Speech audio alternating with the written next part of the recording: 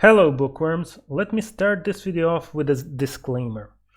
So 3 out of 4 of these authors are from Japan, not because I don't like other Asian sci-fi, but just because I simply haven't read any from other Asian countries. I have had most contact with Japan in my life due to various reasons, various circumstances, and hence I've been exposed to literature from there the most. I would like to learn more about science fiction from other countries in the world, not just Asia either, so other countries as well. So if you or anyone has some recommendations, please leave them in the comments down below.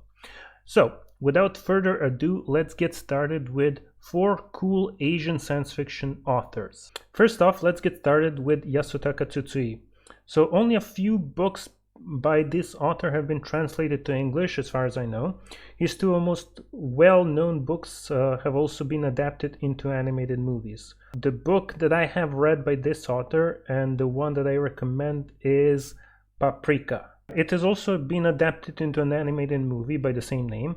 The book deals with psychoanalysis by a doctor going by the pseudonym Paprika, of course. She has very unique methods though. She is able to use a device which allows her to enter her patients' dreams and discover their psychological issues so they could work through them together. This is just the premise of the book, and the whole story takes some weird and interesting twists and turns, and some other more unscrupulous people try to use this technology for more nefarious purposes. It is interesting that this story bears some similarities with the much more famous Christopher Nolan film Inception, since it also has a similar premise of entering other people's dreams. Some have even accused Inception of plagiarism, but in my opinion, other than the basic premise, these two don't have a lot in common. The Girl Who Leapt Through Time is another book that has been adapted into an animated movie. I haven't read the book, so I can't really recommend it, but the movie's pretty good, so you can check that out. Next up, we have Osamu Tezuka. I have mentioned this author before in my favorite comic books video. I won't dwell too much on him because of this. Osamu Tezuka is famously known as the father of manga, and although he is not exclusively a sci-fi author, some of his best work, in my opinion, is sci-fi.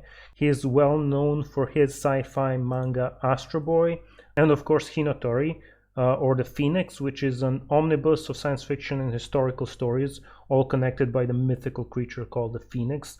Again, I warmly recommend The Phoenix, as it is, in my opinion, one of the best science fiction comic books of all time, and one of the best science fiction books in general.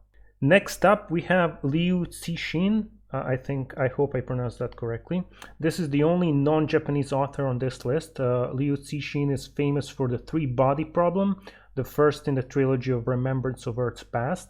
The 3-body problem is a hard sci-fi novel containing aliens, video games, Chinese recent and earlier history. It's a bit hard to get into at the start, but once it gets going, it's a really great experience. Even though it came out in 2008, this novel reminds me a lot of much older sci-fi from the golden era of sci-fi.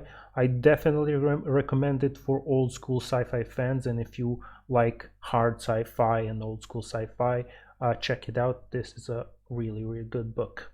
Speaking of old school sci-fi, have you heard of Shinichi Hoshi? This author was a contemporary of Asimov, Clarke, Heinlein, other sci-fi greats. He was actually friends with Osamu Tezuka, the person I mentioned before, and this is a fact I learned researching for this video, so that's pretty cool.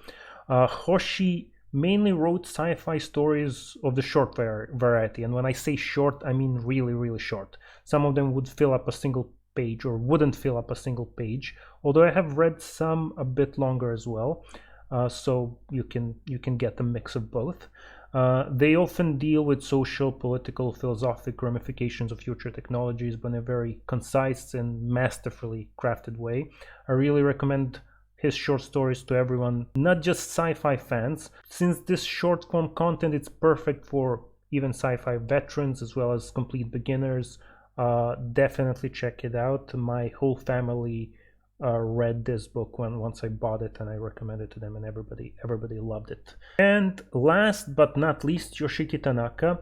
Yoshiki Tanaka is a science fiction and fantasy author, most famous for his Legend of the Galactic Heroes book series, which has been famously adapted into a manga and of course animated series.